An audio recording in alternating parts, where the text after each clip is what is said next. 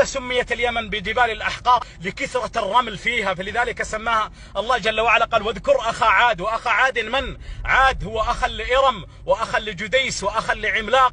وإرم قال الله جل وعلا عنهم إرم ذات العماد التي لم يخلق مثلها في البلاد، يعني إرم ذات الخيام، ذات العواميد الشاهقة، ذات الخيام المصممة بالتصميم العجيب، أعطاها الله جل وعلا أهل اليمن وأعطاها إرم. وإرم بالمناسبة أيها الأحباب قد أعطاهم الله جل وعلا أعمار من 1000 إلى 1200 سنة، وهم قوم عاد. أعطاهم هذه البنية الجسمانية القوية. قال الله جل وعلا ويتحدث عن قوم عاد قال وأما عاد فاستكبروا في الأرض بغير الحق وقالوا من أشد منا قوة. هنا يتدخل الله جل وعلا ويقول أولم يعلموا أن الله الذي خلقهم هو أشد منهم قوة وكانوا بآياتنا يجحدون. وأما سبأ التي تتحدث عنه أن سبأ لم يذكر في القرآن وأن الله جل وعلا قال لقد كان لسبأ في مسكنهم آية. وهذه الآية وسبأ تتحدث عن الجزيرة العربية. لقد كان في مسكنهم آية جنتان عن يمين وشمال. ثم أن سبأ لما جاء أبو أيوب الأنصاري إلى النبي صلى الله عليه وسلم قال له يا رسول الله سبأ في اليمن هل هي أرض أم امرأة أم مملكة أم ماذا؟ فقال عليه الصلاة والسلام قال سبأ هو رجل وهو أب لعشرة، عدن وأبين وكندة وجذام ولخم والأوس والخزرج والغساسنة وأولاد جفنة ملك الشام. أين هؤلاء؟ أين أنت من هؤلاء الأقوام التي مر عليهم آلاف السنين؟ وهذا التاريخ العريق لا ينكره إلا جاحد. ثم أن سيف بن ذي يزن الحميري لما ذهب إلى النعمان بن المنذر هو طبعا أول من كان قد بشر بالنبي عليه الصلاة والسلام، كما أن أسعد الكامل تباني بن أسعد بن كرب بن اليمان الأول هو أول من كسى الكعبة وأمر قبيلة جرهم بكسائها كل عام.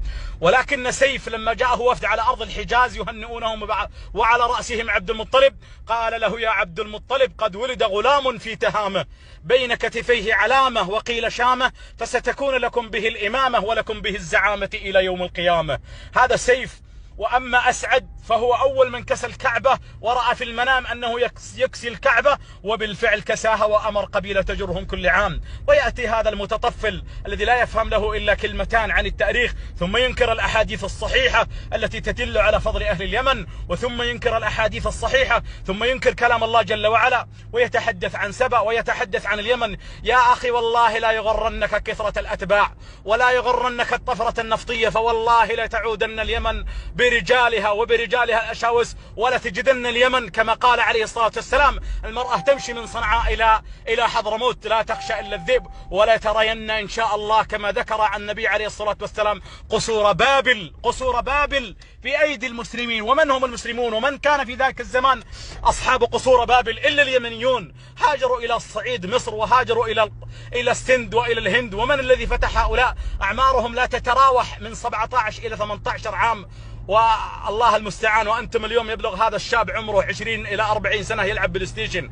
ومحمد القاسم ومحمد الفاتح في هذه الأعمار فتحوا السند والهند وبلاد والقسطنطينية. من هم هؤلاء إلا طارق بن زياد من أهل عمران، والرجل الطواف الذي طاف مشارق الأرض ومغاربها هو ذو القرنين من أهل اليمن. ومن الذي ينكر فضائل أهل اليمن إلا جاحد ولا يعلم التاريخ ولا يعلم. لكن كما قال الله جل وعلا أفمن زين له سوء عمله فرآه حسنا. بعض الناس قد حفظ له كلمتين عن التاريخ أو ما شابه ذلك ثم يطلع ويتحدث عن كلام الله. كلام الله جل وعلا ليس ككلام البشر وكلام الله جل وعلا محفوظ.